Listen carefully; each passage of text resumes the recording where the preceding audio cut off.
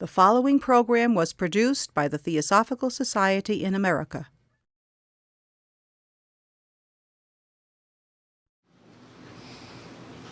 What we shall do now is take a look at the life and at least some of the major teachings of Valentinus.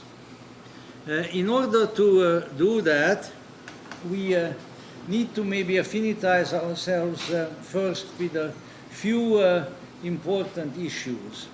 And the ones that I'm trying to concentrate on probably now mostly are the ones that would be possibly the most likely to be at variance with or have some kind of possible contention with the Neoplatonic position and the ones that espoused by Plotinus.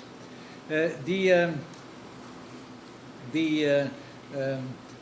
purpose of myths, of mythology, has been understood and misunderstood in a number of ways throughout history.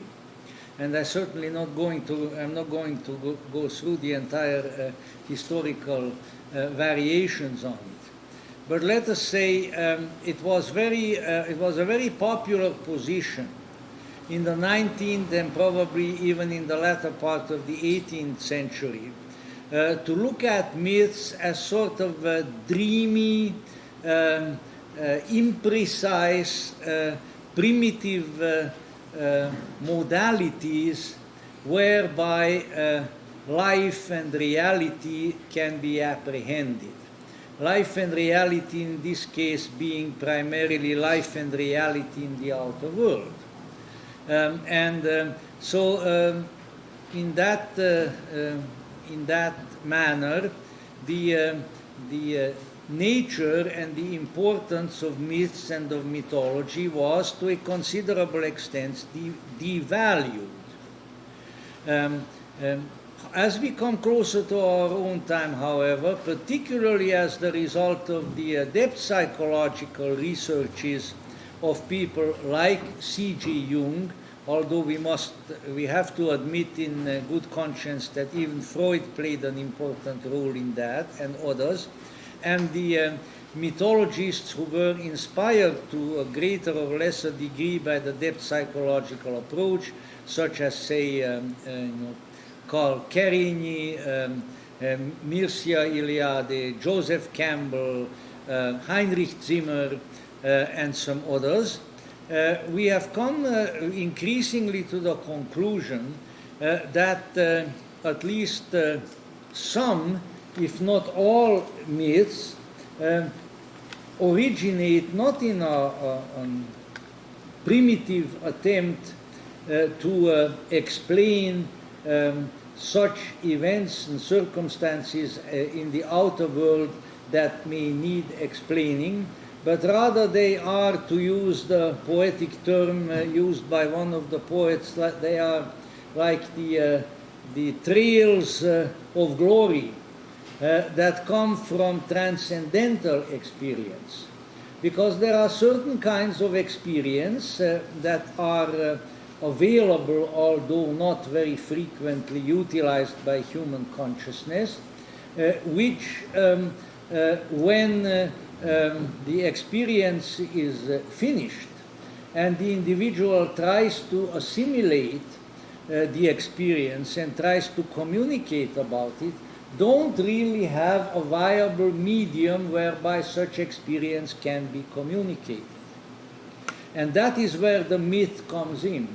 The myth appears to be a particularly useful modality whereby transcendental experience, mystical experience, can be retained in consciousness and perhaps even be brought in some manner of communication to the attention of someone else. Certainly Carl Kerényi, the great Hungarian mythologist who was a collaborator of C.G. Jung, wrote, for instance, in one case, I'll make it very short, I won't even use the entire quotation, he said, every people displays its true form most purely when it stands face to face with the Absolute. That is where the real character, so to say, of a person shows. That is why Plotinus can tell us about pure mystical experience, and why his contemporaries, the Gnostics, can tell us about what comes closest to mythology in mysticism. So this needs to be kept in mind. Yet, as my colleague will undoubtedly mention again, a certain divergence of approach exists, but particularly between the Neoplatonic approach of Plotinus and some of the Gnostics, because the Neoplatonic approach, it would seem, tended to not wish to let go of some of the rational modalities of philosophy, especially Platonic philosophy, its dialectic, its syllogisms, its form of reasoning, probably because they regarded the entire Platonic system as being of such a marvel and so tremendously important, and that therefore the others, like Hermeticists and Gnostics, said, look, the kind of things that we are after, the kind of things that some of us have experienced, they cannot be retold in prosaic and rational terms. If you try, you are going to destroy the nature of the experience. You're going to try to reduce it to something lesser. And that therefore the best way in which one can communicate this sort of thing is in mythological terms. So in many ways you might say the attitude of some of these schools in the Alexandrian period, particularly the Hermetic and the Gnostic, was much closer to the one that we are now gradually adopting in our culture, at least in certain aspects of it, than it would be to the previous ones. And so probably it is not a fortuitous circumstance, therefore, that the person in whose presentation, according to all the contemporary accounts, because that's really what we are mostly going by, the Gnostic approach received its highest flowering, was a person who appears to have been primarily a poet and a mythologist, but a poet and mythologist with a mystical core, someone who was trying to communicate mystical truths in these terms, and was in turn by those same means trying to lead people to such experiences. And such a person was Valentinus. Valentinus, as far as we are able to discern, was born around 100 AD. He died around 180 AD. He lived approximately between 135 and 160 AD in Rome, and he died on the island of Cyprus. He was probably born in or near the ancient city of Carthage, which was at one time, as you may recall, a very powerful North African culture in constant rivalry with ancient Rome. That is where Hannibal and his elephants came from, and all that sort of thing. And finally the Romans really beat Carthage badly and destroyed it, and I think they, isn't it true, they plowed the earth and filled it with salt so that nothing would grow anymore.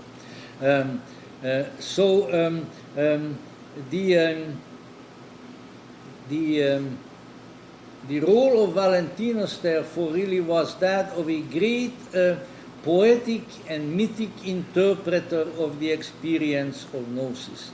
G.R.S. Mead, the great translator, and of course Madame Blavatsky's close associate, whose writings on these subjects are still, I think, some of the most lucid and most informative, wrote in his book Fragments of a Faith Forgotten, Valentinism, so far from being a single separate formulation of the Gnosis, was the mainstream of Gnosticism, simply rechristened by the name of its great leader. So that really in Valentinus and in his presentation, sort of all the earlier strands of the Gnostic approach came to converged, as it were, and came to be summed up, because there were, of course, several, but they were all somewhat more specialized. They were less all-encompassing and less poetic in nature. Now, what we need to remember, of course, is that the manner in which the quote teachings were communicated by Valentinus was almost inevitably in mythic and poetic form. But unfortunately, up to this time, we don't have many of the original writings of Valentinus available. It is quite possible, indeed likely, that one scripture from the Naj Hammadi collection, which surfaced in 1946 and with which people have been working ever since, namely the Gospel of Truth, might have been, at least in its original form, authored by Valentinus. In fact, when Professor Quispel, our good friend, who was Jung's great expert on Gnosticism, was here, and when he told us a little, and of course he went on record about that elsewhere too, about how he discovered the Gospel of Truth along with a number of other scriptures in what became Codex 1, or the Jung Codex of the Naj Hammadi collection. He mentioned that he, Quispel, who is a Dutchman, was from the University of Utrecht, religious historian, and he was sort of nosing around among the various antiquities shops in his part of the world, and he got word then that the Coptic codex was held by an antiquities dealer in Brussels. So he went there and he looked at it and he read good portions of it, and here he saw right out in front Evangelium Veritatis, as it came to be called in Latin. That's not the Coptic. He says, the Gospel of Truth. He says, this is the one that we have read about before, that the church fathers mentioned, who were writing against Valentinus, that Valentinus had written a book that was called the Gospel of Truth. And that is when Quispel immediately got on the train and went to Switzerland and went to Jung, and he said, we have found, he says, we have found the Gospel of Truth. We have found the original work of Valentinus. We have to get hold of this. We can't let it go. So Jung and his supporters, primarily the American ones, came up with the money, and they bought it, you see, and then it was in the possession of the Jung Institute for many years. Unfortunately, I think it's unfortunate, it was returned to Cairo, to the Coptic Museum, where it is, along with the rest of the financing, slowly being destroyed by time and by neglect. So all of this business that you've got to give these antiquities back to the people. The people who run that country and who live there have no use for these things. They don't even have any use for the King Tut exhibit. The Brits should have kept it in the British Museum, because there it was maintained. So this is where multiculturalism breaks down, and good sense ought to prevail.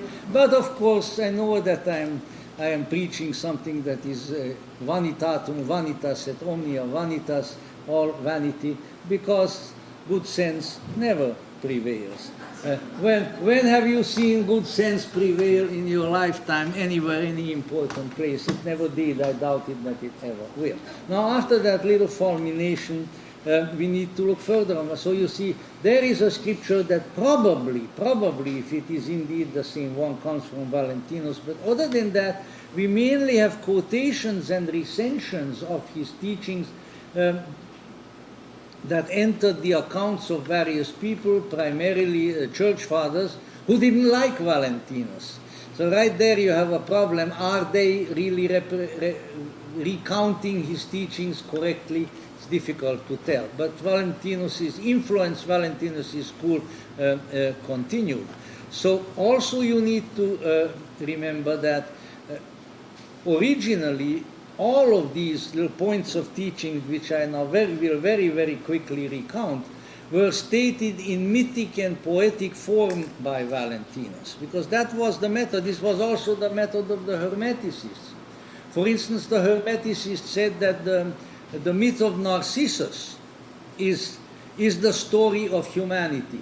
Narcissus is this nice-looking young gentleman who looks into a body of water and sees his reflection, and apparently he doesn't know a great deal about reflections.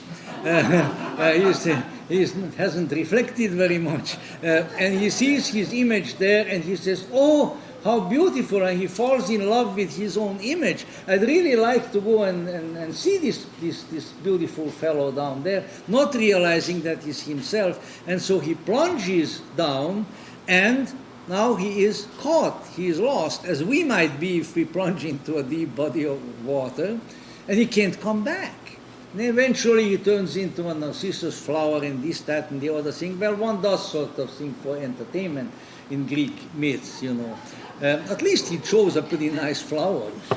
But the point is that we see a reflection, a projection, as psychologists might call it, of our true self out there in the outer world. We get attracted to it or by it, but as the result of that attraction, we move into a realm of lesser consciousness, lesser than our own true consciousness, and there we are caught, and we can't work our way back to our original consciousness. So this is how the Hermeticists use the myth of Narcissus to indicate the predicament, the predicament of what happened to human consciousness. You see? Now the Valentinians used various other myths, some of them elaborations of existing myths, some of them new, but it was always in mythic form, and there perhaps it was because of the beauty, because of the poetry, because of the inner energy that is in such a story, it attracts, and it instructs, and it inspires. But this is a sort of thing that prosaic literature cannot do. I would suggest to my theosophical friends, for instance, certainly not the only one suggesting it, Joy Mills, our friend, has been doing it for decades, that if you want to get really intrigued and inspired, take not the prosaic parts of the secret doctrine, but take the stanzas of Zahn. Because there you have a mysterious poetic narrative which yet at a deeper level stirs you up. You might not be able to recount in ordinary terms what has informed you or what the information was, but you go away richer when you do that. But when you start reading, you know, the tedious, long, sort of Tolstoyan accounts that dear old H.P.B. pours out, and says, yeah, geez, I should have stuck with that detective novel, you know, that's over there under my bed, or whatever the case may be. So this is what we are talking about here. See, it's not just straight information, but it is literature or speech or whatever it is that brings about a change of consciousness within us. That's what this is all about. And if we think that we are dealing with mere information, we are really, to use a Kabbalistic pun, we are barking up on the wrong tree of life.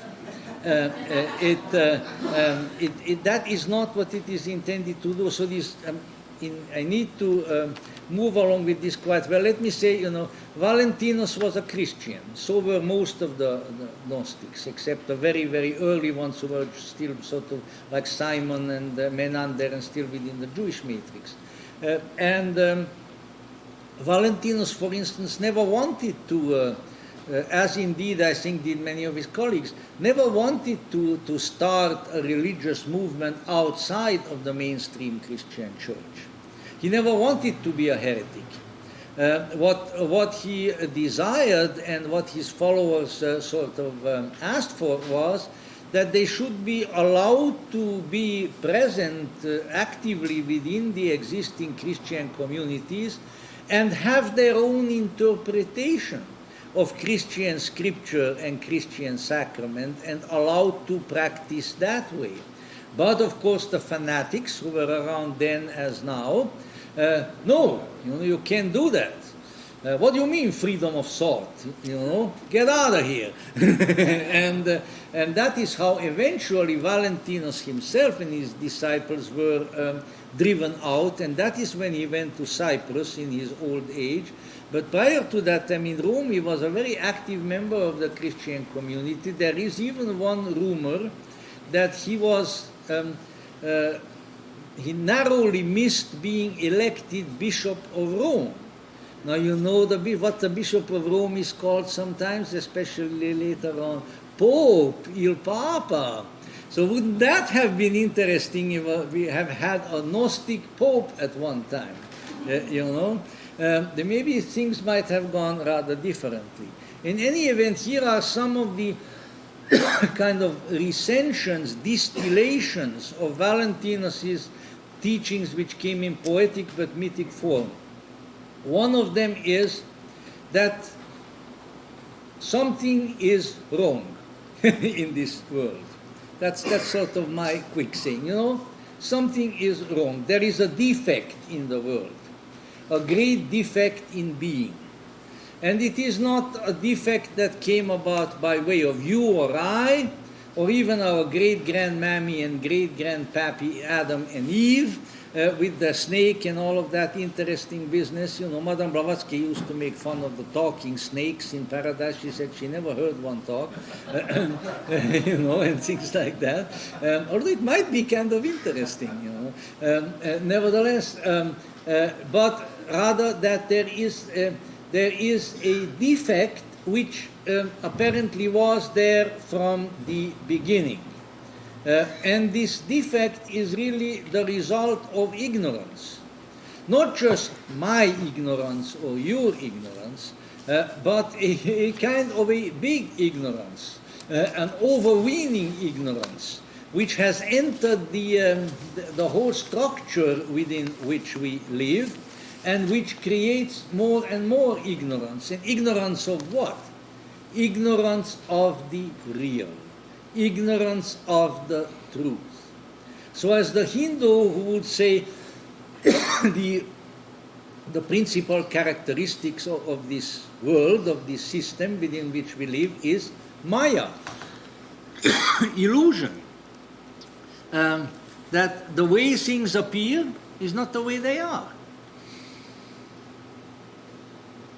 It's very, very difficult to get it straight in this world, because nothing is right. The Buddhists have a term for it, samsara, which is contrasted with nirvana. In any event, this kind of a defect is the one within which we live. There is and it is something that has entered the system, a pre-cosmic universal ignorance, which has to be remedied, but who is going to remedy it? Just waiting for the system, the cosmos, the earth, the trees, the animals, the whole ecosystem, as it were, to remedy itself, doesn't seem to really do anything. Because thousands and thousands of years ago, the world was full of suffering, was full of death, was full of all kinds of undesirable conditions. And you know what? It may come as a terrible surprise to you, but it still is. It still is. So, what can be done? People do this, people do that. You know, like the Roman emperors were constantly draining the Pontian marshes around Rome because that's where the mosquitoes were coming from, the kind that bring malaria, and now they bring the West Nile virus and things like that. You know, people try to fix little things in the world, but the big problems are still there all the time. Valentinus said, it can be solved, it can be remedied, but it has to occur inside of you. You can do it within yourself. Why? Because when you come to a transcendental inner knowingness, that gnosis, then ignorance takes flight. The two will not coexist within you. Either you know or you don't know. Until you know, you don't know. Once you know, then the ignorance is out. It's as simple as that. But we are not talking about the knowing of facts, because there is no end to that. Like there is no end to the counting of numbers. We knew a little fellow once at the Far Horizons Theosophical Camp, in fact. His name was Jonathan, many years ago. And one summer, little Jonathan decided that he would count to the end of numbers. And he was there every minute that he had, other than he was sleeping or eat, he was counting. And his father would write down the highest number that he counted, and he would go on. And I don't know, he was up to probably a Google or something by the time we left. And of course, you can't count to the end of numbers. And there is always more. There are more data. You cannot exhaust the cornucopia of data. But what probably would bother Plotinus a little bit more would be that you cannot exhaust the convolutions and the possibilities of philosophical categories and of philosophical reasoning and dialectic either, because that also has its limitations. See, and what Valentinus was aiming at something beyond that. So to Valentinus, this liberating knowingness, which dispels the great defect, the great ignorance, is an interior, an intrapsychic process.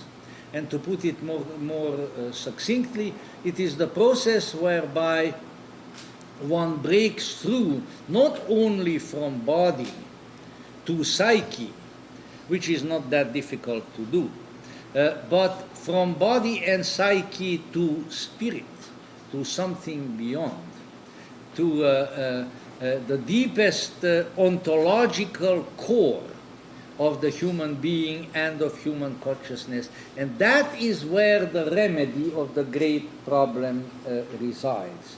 This has also sometimes been called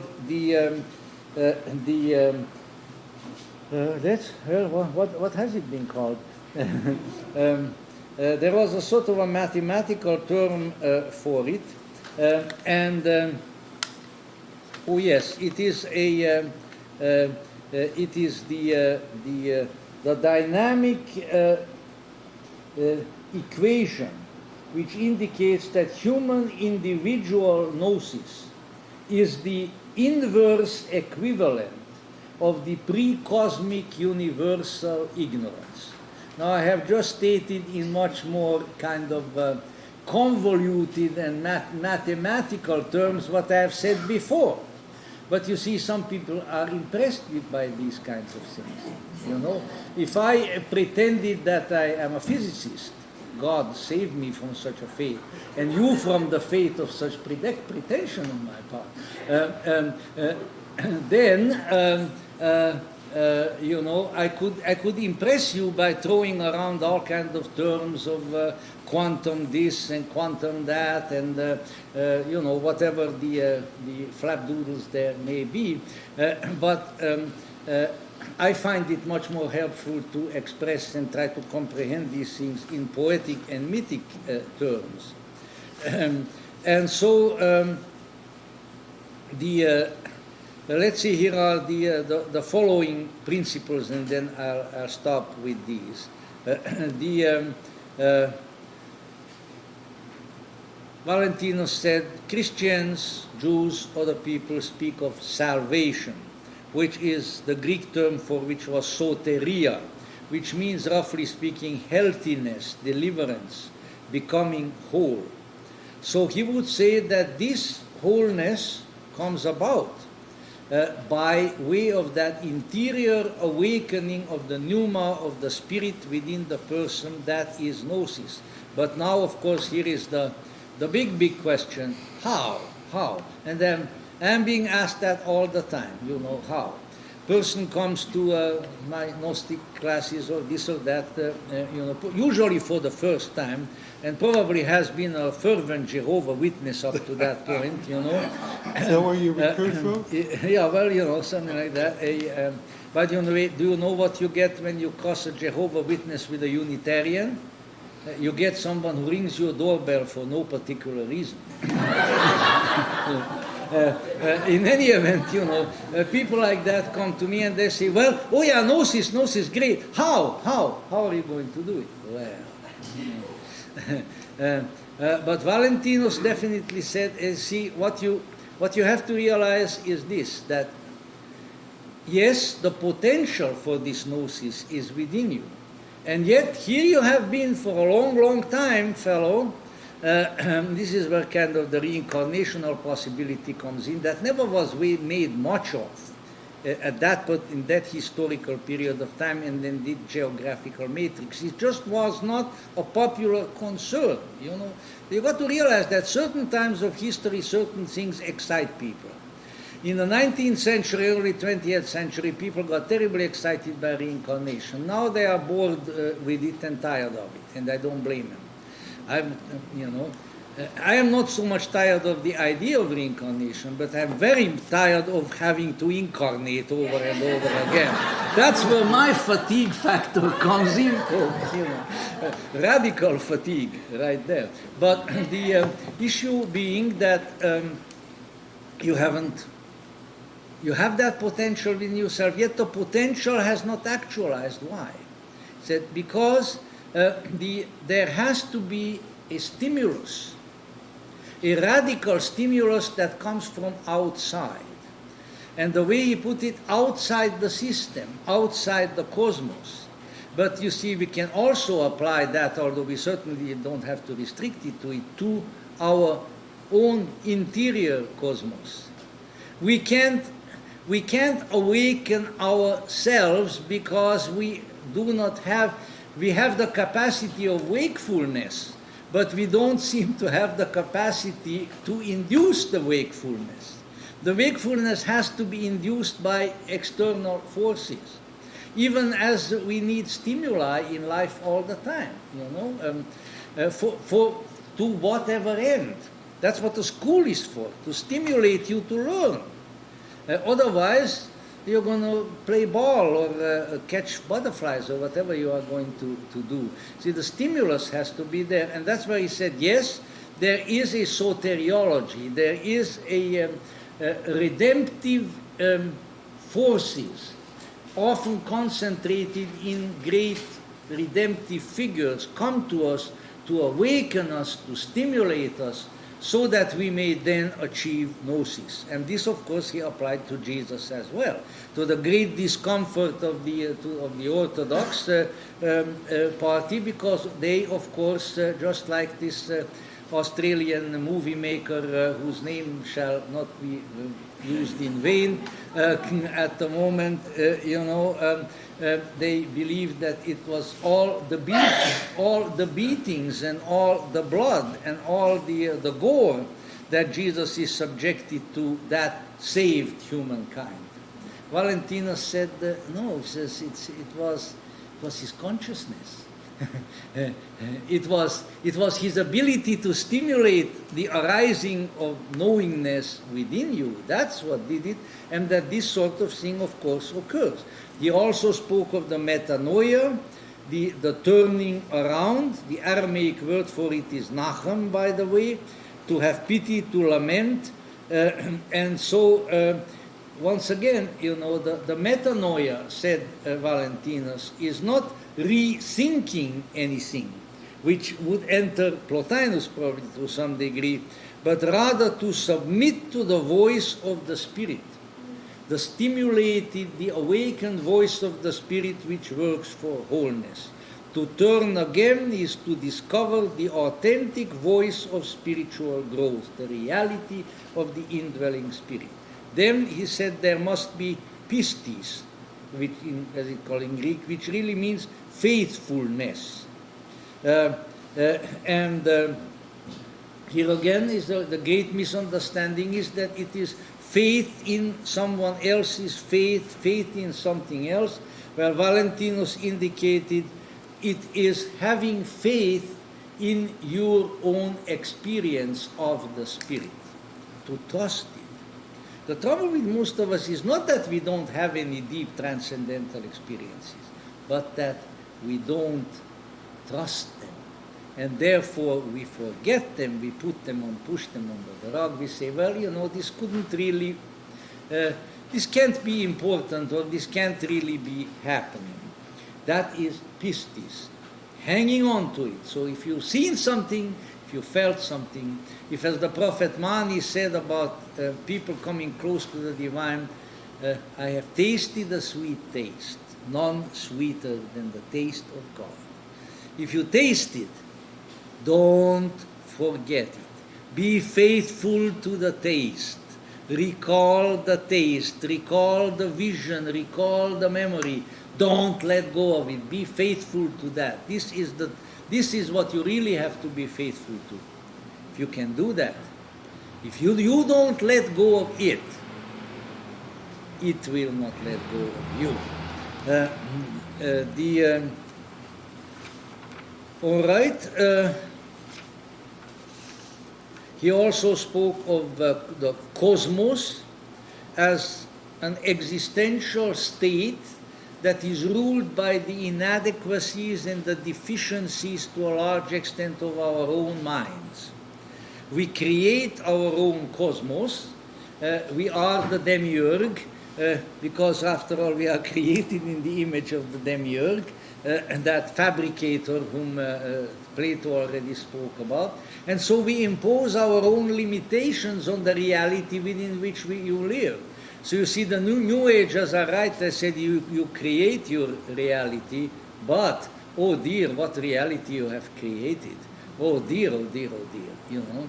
And of course, where I really part company with these folk is when they try to create my reality. You know, at least let me make up my own mess. Don't give me another one. Once again, we need to break out of that largely self-created cosmos to something deeper. And in order to accomplish that, and I quit on that notice, there has to occur an interior reunification, which in part was represented in the myths of Valentinus as an androgenation.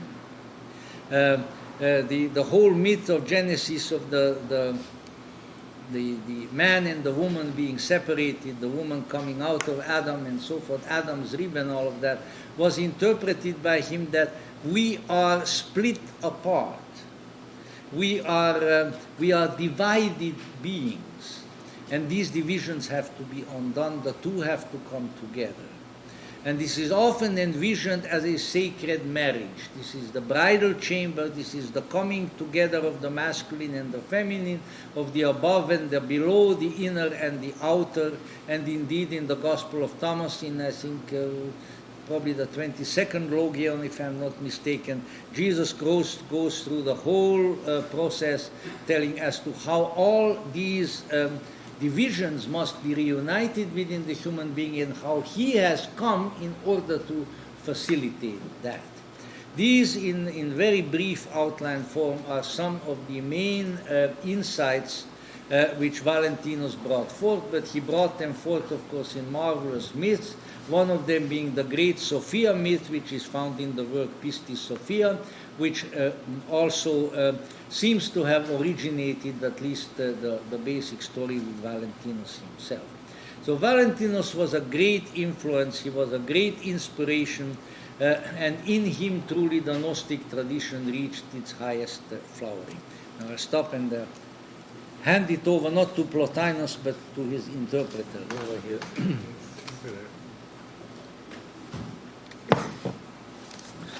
I've often thought that if we didn't have the little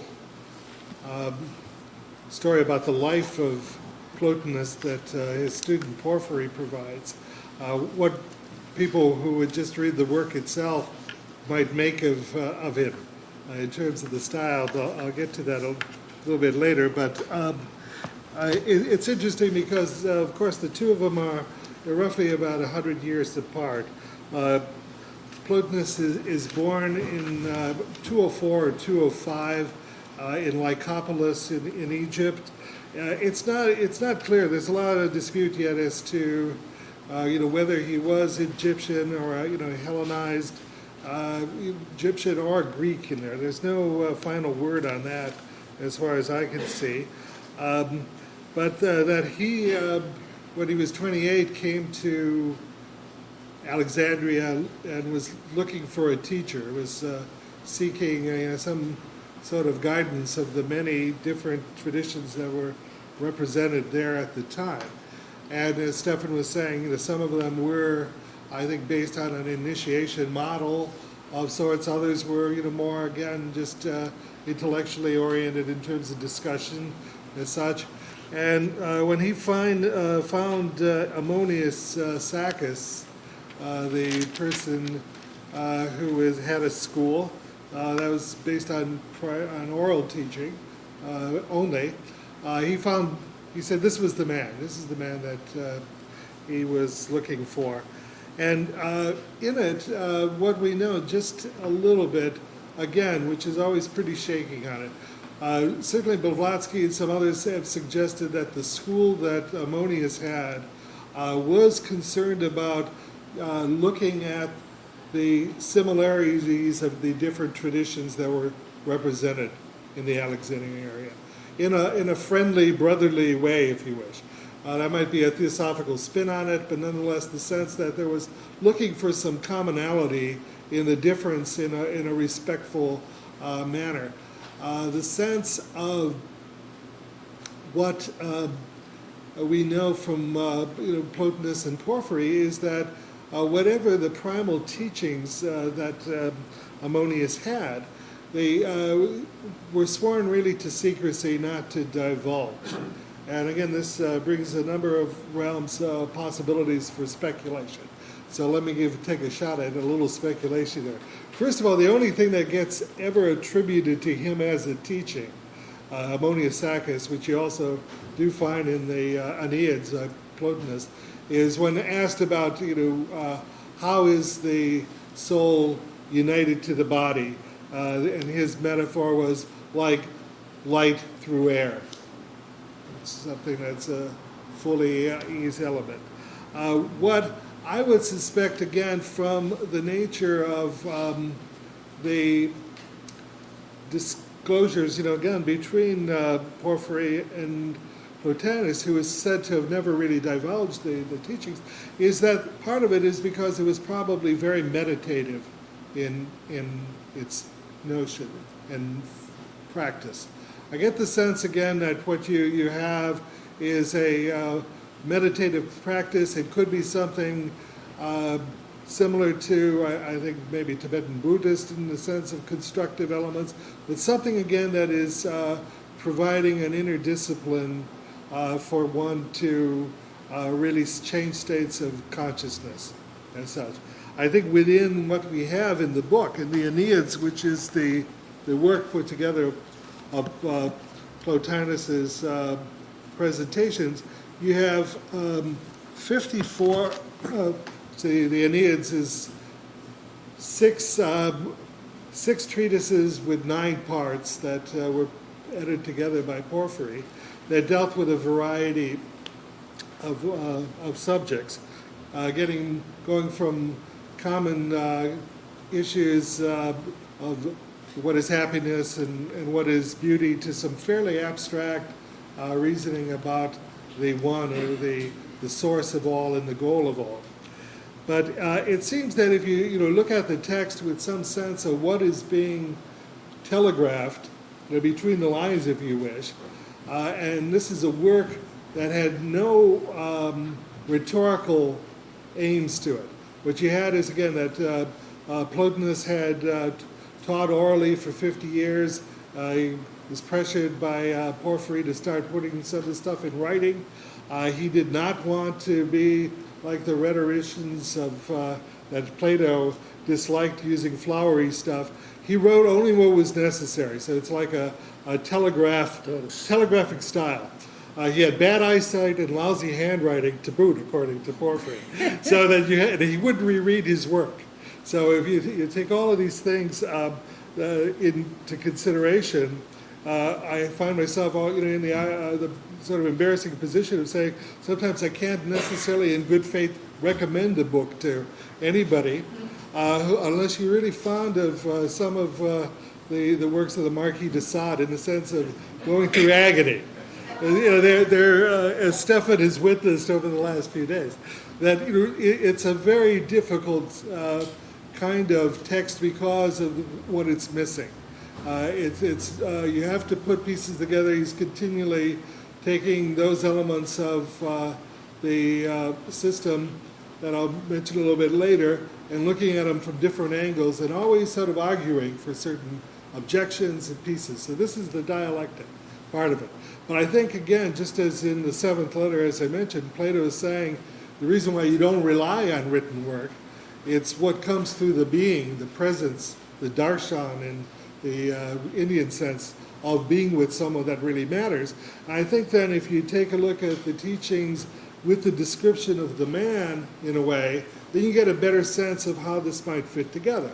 So the description of again, Plotinus is having stayed with Ammonius for 11 years, wanted to go to Persia and India, went off on a venture with the emperor at the time, who was met in defeat, and so he didn't get to India, went to Rome instead. So he arrives in Rome when he's about 45 years old, and then teaches there until his death in 270. But he starts as a man, what he does as a teacher is to draw some of the finest people in Rome, some of the people that are in the Senate, some of the people that have close ties to the emperor. And what becomes clear, at least in this way, and there's no contrary evidence. I think, as you know, anybody can really project and select to make someone really look fine. But what seems to come through is that he was trusted by so many prominent citizens with the orphans of the day, that he had his own colony of young people that were growing up under his tutelage.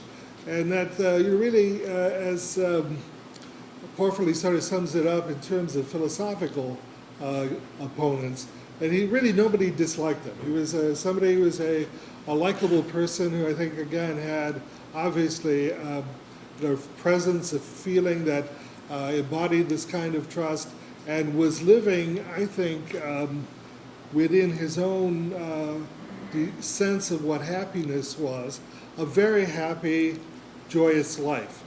As you get into his sense of what the structure of the world is, the notion, again, that's so important is that the soul is always, in part, I'll find this and read it to you as it is, you can always reach the higher regions. That's within the access of anybody. After you've really, in a sense, dialectically been convinced that they exist. So if you're going to have a mystical union, I think the question comes in, of course, union with what? And within the system that's coming from Plato, that gets shifted a little bit in Plotinus, is whereas the highest form that I had mentioned to you that was within the Plato's vision was the form of the good, the agathon. Well, what you start having within Plotinus is the notion that the source of all and in a sense, the end of all, the source from which we all come and that which we're all seeking is in the form of what he calls the one. This is again the Greek word hen, and I'm not going to make any jokes about eggs and hens at this particular point. I'll leave that to you. But the notion that this was the source, and as nonetheless, though, this was the source that was really agnosis, something that we couldn't know. It's unknowable in any discursive form. But yet, again, anytime, just like Blavatsky will speak of the unknowable, something beyond all of the faculties of expression and thought that we have, nonetheless, we can always take a shot at it through metaphor and myth, as Plato had done, or as the Gnostics had done as well. So within Plotinus, then you have the notion of what you're after is really, in a sense, to, I think what Blavatsky put it, is to remove the impediments of matter in order to pretty much in this lifetime log as much time in higher states of consciousness. And that becomes an issue that requires, in his setting, really the active use of reasoning under that of a guide. So he's often, even though he's saying that we all have this potential, that's part of our inner structure, he's also noting, of course, that we are at differing degrees of development in that, and certainly those who answer the call to being kind of philosopher are those who are going to do the certain kind of work to allow them to get to this higher state. Now, Porphyry mentions that when he first got there, he just had all sorts of objections to everything that Plotinus said. And so he would raise these questions, and they'd go on and on and on and deal with them. And after a number of weeks of this, apparently, some of the people were saying, other than wishing that Porphyry would just shut up, we wish we just want a straight lecture on this from you rather than all these interruptions from this person. But Plotinus said, but if we don't deal with those objections, how can he understand what I'm saying? So the notion here, I think is a really important one, is that there are going to be, each of us who look at these issues from a philosophical manner are going to come into the process with certain things that are going to be obstacles for us understanding it. And if you have a good patient teacher, he is going to give you opportunities to have those things cleared out. And it's only if those things that I think, again, are on the level of what would be dianoia or dialogue, lower forms of reasoning, that once these things are out of the way, if you wish, again, a sort of intellectual catharsis or purification, then you're going to be at least have the readiness to experience some of the higher states of consciousness from which you directly apprehend things. So this is part of, I think, the work that gets seen. And I want to just try to illustrate it with 3 different quotes that might give you some idea of the angles. And don't judge the book by the clarity of these quotes. These are a few that I've picked out that I hope are clear as such. But a lot of the work is very difficult because it is dealing with argument continually. And it's not something that is everyone's cup of tea. For most people, it's their cup of hemlock. I've tried to teach this a number of times, and students have not liked it at all. Give me Plato, but not Plotinus. Anyway, first quote again, I think dealing with the experiential ground from which he's working. He's working from something which I think, again, was guided by the transcendent myths of Plato. So it's a kind of a strange thing where that very guidance that he certainly is benefiting from in his own tradition, he's not as charitable, I think, to other myths that might arise. But that's just a historical kind of accident. He never mentions Christianity at all. So there's no sense that he ever was really concerned with it in that milieu at that point in time. He's concerned with those different treatises that the philosophers who are representing really Aristotelian schools, the Epicurean schools, the Stoic schools. These are the papers that would be read and from which he would then have dialogue with his students, and then these notes were written. The sense, again, that these notes were only circulated to those who had reached a certain level of comprehension comes through too. So I think you got the picture then that for maximum comprehension, to understand Plotinus, is it presupposes that you understand Plotinus. Anyway, I don't know. Think about that for a while. Maybe. But nonetheless, let me read one dealing with his own experience of ecstasy and his union with the higher. Many times it has happened, lifted out of the body into myself, becoming external to all other things and self and centered, beholding a marvelous beauty, then more than ever assured of community with the loftiest order, enacting the noblest life, acquiring identity with the divine, stationing within it by having attained that activity, poised above whatsoever within the intellectual, no less than the supreme. Yet there comes that moment of descent from intellection, which again is the union that he's talking about, this kind of, where there's the unitary state, the one taste that Wilbur talks about, and then you have to fall away from that state. And there comes the moment of descent from that state to reasoning, and after that sojourn in the divine, I ask myself how it happens that I can now be descending, and how did the soul ever enter into my body? The soul which even within the body is the high thing it has shown itself to be. Now, again, that I think is defining within his terminology the sense of the high experiences that he would see of union with the transcendent one. Now, it's important now, again, just to realize that, like the word soul, the psyche, that word is used differently by all of these different philosophical schools.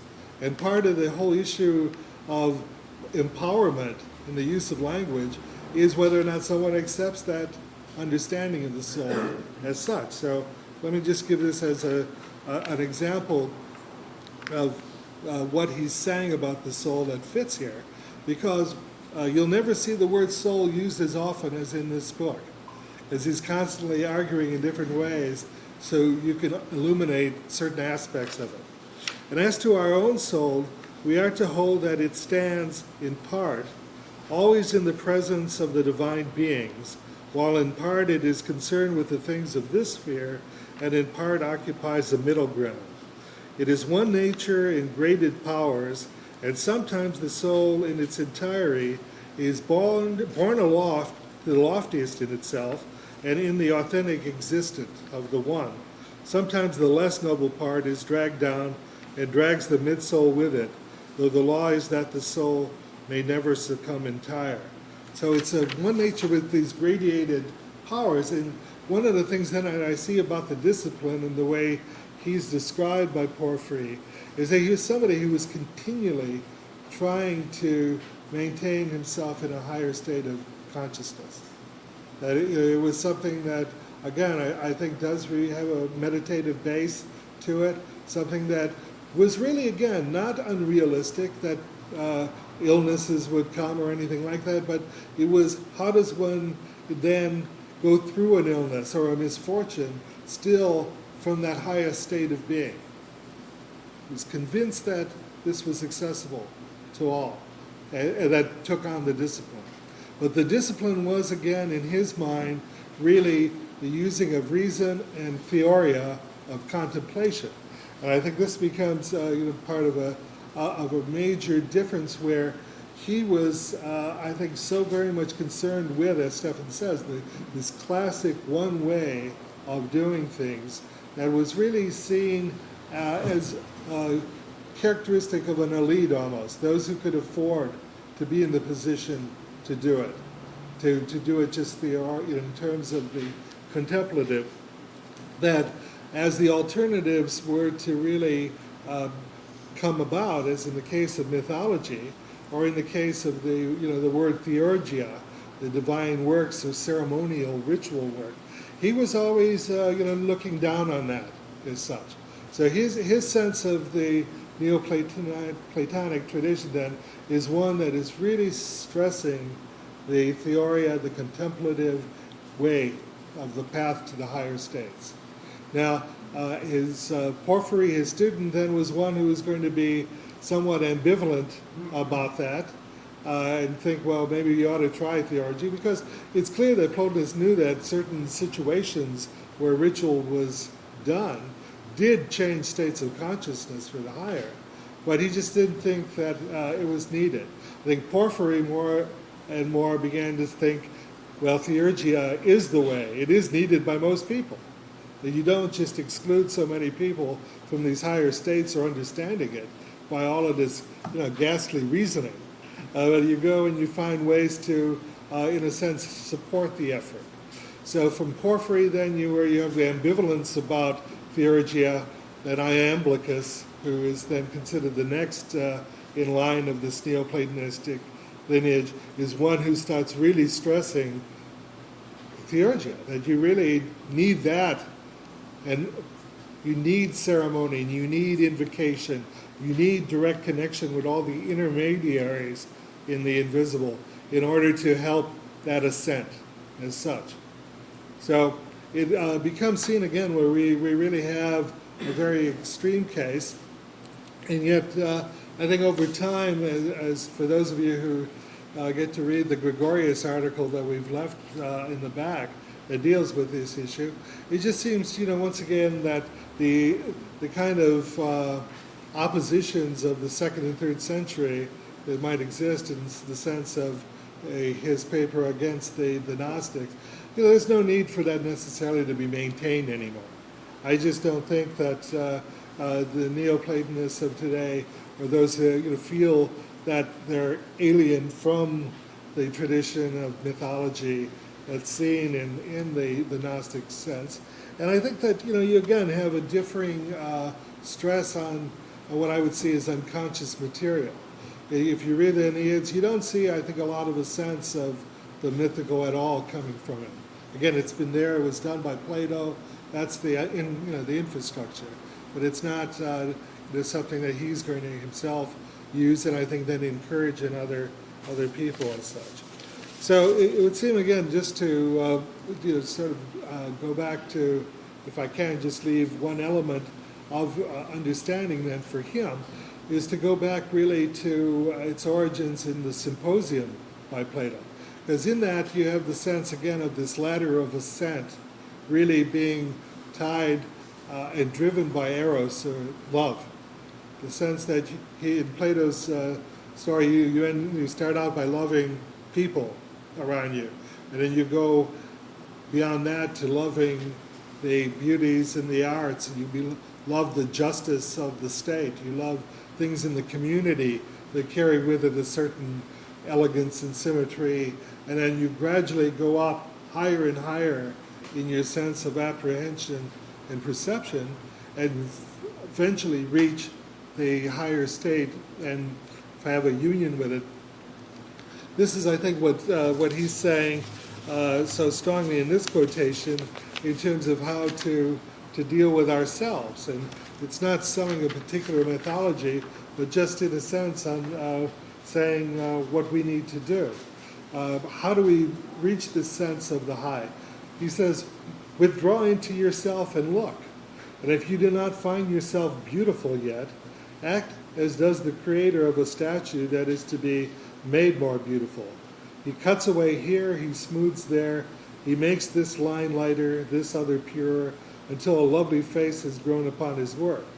So do you also. Cut away all that is excessive, straighten all that is crooked, bring light to all that is overcast. Labor to make all one glow of beauty, and never cease chiseling your stature, until there shall shine out on you from it the godlike splendor of virtue, until you shall see the perfect goodness surely established in the stainless shrine. So this is an ongoing process then that we work on in this life. Hopefully, again, we have the guidance of a community to work on those obstacles that might come up from within. But that experience is there open to us, and it's then again, I think the foretaste of the post-life union that can happen. So this is the basic spin that Plotinus has put on the Platonic tradition at that point. And I think, I